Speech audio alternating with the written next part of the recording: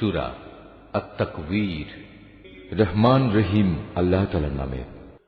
যখন সূর্যকে গুটিয়ে ফেলা হবে, যখন তারাগুলো খসে পড়বে, যখন পর্বতমালাকে আপন স্থান থেকে সরিয়ে দেয়া হবে, যখন 10 মাসের গর্ভবতী উটনীকে নিজের অবস্থার উপর ছেড়ে দেয়া হবে, যখন হিংস্র জন্তুগুলোকে এক জায়গায় জড়ো করা হবে, যখন সাগর সমূহে আগুন প্রজ্বলিত করা হবে, যখন কবর থেকে উত্থিত প্রাণসমূহ তাদের নিজ নিজ দেহের সাথে জুড়ে দেয়া হবে, যখন নির্মমভাবে গেড়ে ফেলা সদ্য প্রসূত মেয়েটি জিজ্ঞাসিত হবে কোন অপরাধে তাকে হত্যা করা হয়েছিল, যখন আমলের নথিপত্র খোলা হবে, যখন আসমান খুলে দেয়া হবে, যখন জাহান্নাম প্রজ্বলিত করা হবে, যখন জান্নাতকে মানুষের কাছে নিয়ে আসা হবে, প্রত্যেক ব্যক্তি তখন জানতে পারবে সে কি নিয়ে হাজির হয়েছে।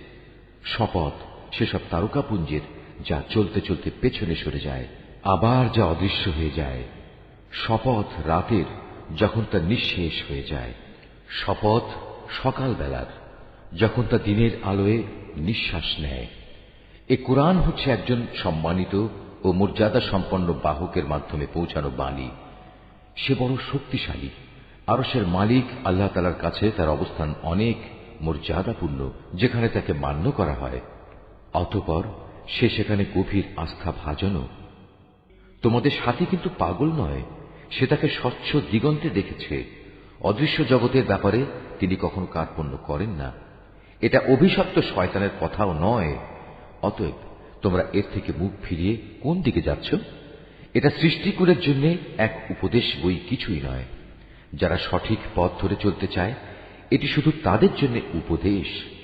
আসলে তোমরা তো কিছুই চাইতে পারো না। হ্যাঁ, চাইতে পারেন একমাত্র আল্লাহ তাআলা, যিনি সৃষ্টিকুলের মালিক।